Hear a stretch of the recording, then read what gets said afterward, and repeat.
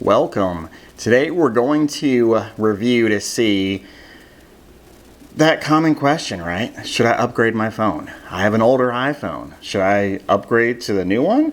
In my current case, I have an iPhone XS. It's the family there. It's been a great phone. As you can see, I have a battery case on it. Apple's really good about these cases. This particular one offers also wireless charging, which is just very convenient. And the reason I got the case was as I had my phone, which this is basically 3 years, right? It skipped the 11, skipped the 12, the 13's out now. So 3 years old. During that time, my battery just wasn't keeping up with me. So this is great to have, even if you know you're going to be away from possibly being able to charge, out and about, in meetings, what have you. This is a great option. It's come in very, very handy. So with that, yes, my battery is not what it used to be. That's a main concern with older phones. Cost, that's another concern, right? Is my bill going to go up with my wireless provider? Do I need a new phone? Is this phone okay? So we're going to look at some of those things today. Some of those hot topics, if you will, when looking at getting a new phone. So first one, cost, right? That's obviously a big one. Typically, right, if you were to get that special promotion, it was because you were new with your wireless provider. And one thing you hear all the time is, gosh, I've been with my wireless provider so long, why don't I get the deals that the new customers have? Well, a lot of wireless providers have listened. And so if you have looked at any current promotions within even the last 6 to 8 months, you'll see that the same promotions for new clients are the same for existing, staying with that current provider. So that's something rare that we haven't ever seen, and that's a great opportunity for you to upgrade because you're going to get that special promotion. Now, typically your buy one, get ones are reserved, that free one, for customers that are activating a new number. But you'll find that when upgrading, the trade-in promotions, that's typically the one that you want to look at when you're upgrading. And for instance, this iPhone XS, street value, I say 300, maybe 350. Now this is the 256 gig, so a little bit higher there. This one I would get $800 for currently with my provider if I traded it in. Now this one is in perfect condition, no damage. This is actually a protection piece I have on the back. I don't know why it's black there. It always bothers me, but I keep a case on it so I don't see it. And there are companies that are giving money for trading in existing devices even if they are cracked or damaged. Now the caveat is the battery right inside cannot be swollen to where it swells up and pushes the screen up. That's a no-no. And it has to power on. Now it doesn't say exactly the details of that, but really as long as it powers on and you see light coming from the screen, that's powered on. So if it's a black screen, you don't see any light emitting, then it's not powering on. So that's amazing that this phone cracked, damaged, still turning on, battery not swollen. I could still get $800 for it. And that's a current customer with that particular wireless provider. So a lot of them have listened to us where we want to stay with that provider. It's great. We don't want to switch. That's always a hassle, although it's better than it has been. Yes, you keep your same phone number. If you were to change that, they've fixed that a long time ago, which is great. So looking at the specs, right? Cost-wise, I could get $800 for this phone. An iPhone 13 is $800. So over the course of 24 months or 36 months, depending on your provider and what they do, I would get monthly credits to where making that new iPhone 13 free. So yes, you have your taxes, you have new accessories you have to get, and you typically have some sort of upgrade fee. That's a given. We all know those three things are there, right? But the main thing is that bill. So looking at the specs, if we compare the iPhone XS to the iPhone 13, you'll find that they are very similar. Size-wise, the XS is 5.8 and the 13 is 6.1. So right away, I benefit from a tad larger screen, but not so big if I didn't want the Pro Max. 60 Hertz is the refresh rate on both. Battery size, it says 2,658 mAh. It does not list for the 13, but we know that the battery is bigger based on the video we did from the Apple conference. Talk time, standby time doesn't really list for the 13. Talk time on the XS is 20 hours. Probably about the same, maybe 22 hours, something like that. The processor, okay, so this is big. The A12 Bionic chip versus the A15. That's really going to be your speed, right? How quickly you can get around and navigate through the phone. And it's a big difference. I went and, so Apple Store, kind of messing around with the 13. And when I had one here, I was looking at it. And it is very, very fast, at least from what I'm used to in my phone. 4 gigs of RAM. Doesn't list the RAM on the 13. The storage, 64 gigs on the XS. On the 13, right away 128 is your entry level, so I double the storage. Now this one, like I said, is 256, but if I had the stock one, 12 megapixels for your main camera. Doesn't list anything for the wide camera on the XS, so most likely doesn't have that feature. Telephoto camera, 12 megapixel. The 13 has 12 and 12 and does not have anything listed for the telephoto. Both 4K video. Front camera on the XS, 7 megapixel. On the 13 is 12 megapixel. Weight-wise, very similar.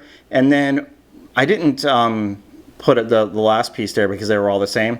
The one thing that did stand out, though, is it said TV output. The XS has that, even though the XS has the same port as the 13, right? It's that Lightning. You could get Apple TV, and then from there, you just mirror your screen exactly right onto your TV. So that's really a mute point with that TV output piece because you can just integrate with Apple TV. So that's very handy. They are both water resistant, IPX8 Scuba, I believe, so that's the same as well. So really, this, yes, the XS is comparative to the iPhone 13 Pro. That would be the one that's most relatable to this one. But if I didn't want to spend that much money and I wanted to take advantage of that promotion, I could trade this in and get the iPhone 13 and it would be free. So cost-wise, that's amazing. Stats-wise, I'm getting a new phone with, we talked about the battery, right? So battery's not charging like it should. So I had to get this case to keep it going. And you know, it can be frustrating. If this case, the battery dies, well, I have to recharge the case. Now I have to recharge the phone. So they do work hand in hand where I still have to charge them. The other facet is the technology, right? The software. What's great about iPhone and a lot of phones, but mainly Apple, what they've been able to do is over-the-air updates. Typically, I wouldn't have to go to an Apple store saying, hey, can you update my phone, unless I didn't know how to do it. So this came with iOS 12. Well, now it's iOS 15, and I did not download it on this phone because I wasn't sure if it could handle it. I believe you can do iOS 15 on iPhone 8 and above, but I wouldn't necessarily recommend it. On the 11, sure. The 12, sure. But XS and below, I wouldn't recommend because you don't know if the phone can handle it. But it is great that if I wanted to, I can. Now, I did do iOS 13 with your widgets, and I did iOS 14, and that in itself made the phone feel new. But I still don't have that battery life anymore because it is an older phone. So, to upgrade, I don't know. I'm still kind of on the fence. And you'd have to look at things like photos, right? My photos, I was at a concert and took a photo and it was really pixelated. And I saw a gentleman in front of me about 3 rows in front, and it was a square designed iPhone, most likely a 12 or 13, and his was crystal clear when he zoomed in. So obviously, if pictures and videos are important to you, then you may want to upgrade. If that battery life is important, if that new iOS software, you like to have that newest piece and you're not sure about downloading it on your older phone, then maybe that new phone is something you want to look at. Now let's take a look at the specs for if I wanted to do the iPhone 13 Pro. So the iPhone 13 Pro is going to be similar in terms of the iPhone XS because that's the comparative model. So when we look at that, you're going to have water resistance the same. It says USB for the XS, but not for the 13 Pro. UWB. I believe that's your ultra wideband and ultra short band. So because your iPhone 13 Pro is 5G, this is not 5G. And yes, gosh, I didn't even think about that. That's a whole nother piece to look into.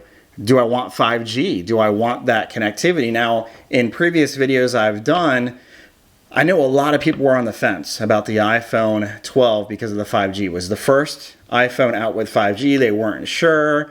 Were there going to be issues? Carriers were putting out 5G. It was like a race to 5G. So you have that carrier piece, and then you have that phone piece. So it's all different things. Then you have that third piece of where do you live? Do you even have 5G? So now I felt more comfortable. If I was going to upgrade to the 13, I feel more comfortable with the 5G service now than I did a year ago with the 12. Because anything, my dad always says, you never buy the first year or something. So the 13 with 5G, they've gotten a lot of the bugs out. Are there still bugs? Absolutely. It's technology. There's always going to be bugs. There's always going to be new software updates. There's a new iOS 15 point something now, because when they put it out to the masses, that's when they get the most feedback of what to fix. So that's common. That's going to happen. So you have the 5G piece, which can be huge if that's something that you're interested in. Obviously, Wi-Fi, dual SIM. They all have dual SIM, which, interestingly enough, when I had the iPhone 10, that's the reason I got the 10s, because I wanted the dual SIM, meaning I could have two phone numbers on one phone. One phone number solely dedicated to work, one dedicated to personal, but only one phone. And so that's why I did that. Now, I ended up not even using that second line because I still had to carry the same phone. So I couldn't necessarily detach myself from work because everything was still on the same phone. So I figured, why am I doing this? So I ended up canceling that. So dual SIM for me, not necessarily a big deal. But for those individuals that have two phones and you don't like carrying two phones, that dual SIM option is a great option. Now, again, I have that on this phone. You'll have that on the 13 Pro, 13 Pro Max, 13 Mini. It has that dual SIM capability. So it has, let's see, that TV output piece is there, which again, we talked about the Apple TV, fast charging, wireless charging, all that's the same. So really, it's very similar in that piece.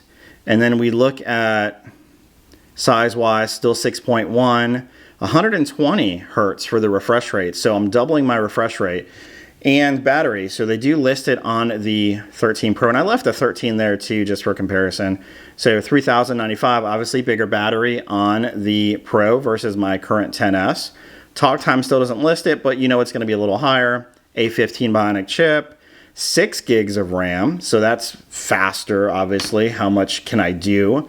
128 gigs as you're starting. It does go to 1 terabyte too, and they offer 512 if you wanted that. Your wide camera, your telephoto camera, both 12 megapixels. You have your front camera, which is also 12 megapixels.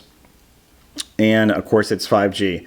So you're definitely taking a jump up from the 10s or whatever current phone you have, the 10, possibly the 8, you're taking a big jump up, to the iPhone 13 Pro. Now, the question you ask yourself, is it worth the $200 additional? Well, that all depends.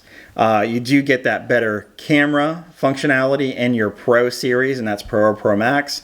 You have more storage options. You have a larger refresh rate, so when you click into something, and it has, I believe it's called ProMotion, which it can throttle back that refresh rate. If there's a web page you're looking at that you don't necessarily need it, it can throttle that back to where you're saving battery life. So that's a really cool feature that they have with the new phones. But what do you think? What phone do you have now if you have an iPhone or even Android and you're looking at iPhone to upgrade? Are the statistics and the specs enough for you to upgrade? Let me know in the comments what you think. And as always, like, subscribe, and share, and make it a great day.